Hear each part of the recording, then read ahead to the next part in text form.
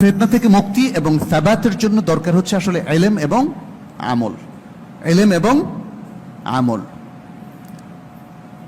ইলম আমাদের পর্যাপ্ত নেই। আজকের সমাজে আমাদের সবচেয়ে দুর্ভিক্ষ হচ্ছে ইলমের। আমরা মনে করি যে দুর্ভিক্ষ হচ্ছে দুনিয়াবি বৈষয়িক সম্পত্তির, কিন্তু আসলে ইলমের। আর ইলমের এই দুর্ভিক্ষের কারণে আমলের মধ্যেও আমাদের ত্রুটি দেখা যাচ্ছে।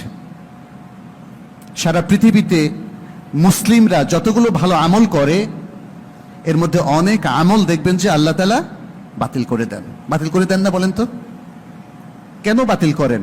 আল্লাহ কি তাহলে মানুষকে পছন্দ করেন না? না, কারণ এটা ইলমের আলোকে করা হয়নি। আপনি ভুলভাবে করেছেন, আপনি ভুল আকীদা পোষণ করেছেন, আপনি যখন কবরে যান ভুল আমল করছেন, আপনি যখন বিভিন্ন পরিবেশে একত্রিত হন ভুলভাবে আমল করছেন। ইলমের ত্রুটি যত বেশি হবে, ঘাটতি তত বেশি হবে, ইস্তেকামাত তত কম হবে। এই জন্য রাসূল সাল্লাল্লাহু আলাইহি ওয়াসাল্লাম সে হাদিসটা একটু বলতে চাচ্ছি, যেখানে তিনি বলেছেন ইলম উঠিয়ে নেবেন আল্লাহ তাআলা, এভাবে আসলে মানুষের মধ্যে নানা ফিতনা ছড়িয়ে পড়বে। আর ইলম উঠিয়ে নেওয়ার প্রক্রিয়াও তিনি এভাবে বলেছেন, ইন্নাল্লাহা লা ইয়াকবিদুল ইলমা ইনতিজাআন ইয়ানতাজিউহু মিনাল ইবাদ। আল্লাহ তাআলা বান্দার অন্তর থেকে ছিনিয়ে জোর করে ইলমকে উঠিয়ে নেবেন না। কিভাবে নেবেন? ওয়ালাকিন ইয়াকবিদুল ইলমা বিকবদিল উলামা। তিনি আলেমদেরকে উঠিয়ে নেবেন। বিশ্বব্যাপী বড় বড় আলেমরা আসলে অনেকে চলে গেছেন। সৌদি আরবে আমরা দেখেছি শেখ বিন বাজ, বিন উসাইমিন এবং আরো অনেক বড় বড় আলেম। সেই মানের আলেম এখন আর দেখতে পাচ্ছি না। আর বাংলাদেশ তো এক সময় প্রায় বলতে গেলে আলেম শূন্য। জাতিকে যারা দিশা দিতে পারবেন, একসাথে সকল মানুষ যার পেছনে ঐক্যবদ্ধ হতে পারবে এবং যার কাছে গেলে কোরআন সুন্নাহর সত্যিকার সমাধান পাওয়া যাবে, এই ধরনের আলেম বাংলাদেশে খুবই রেয়ার হয়ে গিয়েছে, রেয়ার হয়ে গিয়েছে। এবং একজন আলেমের গুণাবলী শুধুমাত্র তথ্য শেয়ার করা নয়, এটাও মনে রাখবেন একজন আলেমের বিচক্ষণতা প্রয়োজন। এমনভাবে মানুষকে গাইড করা দরকার যাতে করে মানুষ তার কথা শোনে এবং কোনো ফিতনার মধ্যে লিপ্ত না হয়। কখন কোন কথা বলতে হবে এটা তো নবীদের সুন্নাহ।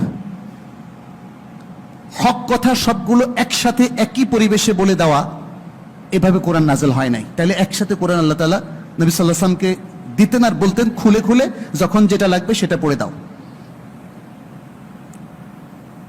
রাসূল সাল্লাল্লাহু আলাইহি ওয়াসাল্লাম ইবাদত দেখতে পাচ্ছি আমরা, তিনি সকল ইবাদত একসাথে করেননি।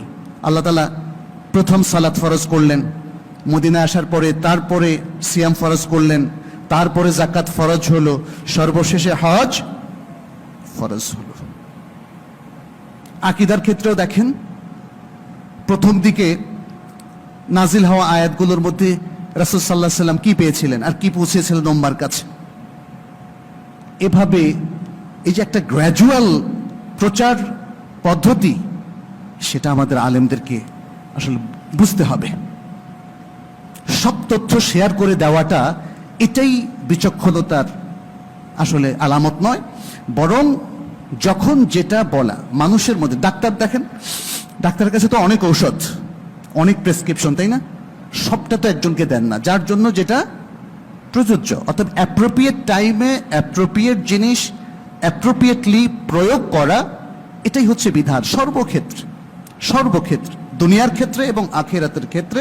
তাহলেই আমরা আশা করি জাতিকে হয়তো পথ দেখাতে পারবো।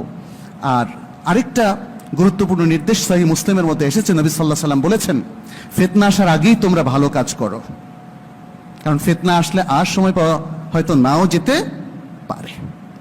নবী সাল্লাল্লাহু আলাইহি ওয়াসাল্লাম বলছেন বাদিরু বিল আমালি ফিতানান কাকিতাইল লাইলিল মুযলিম।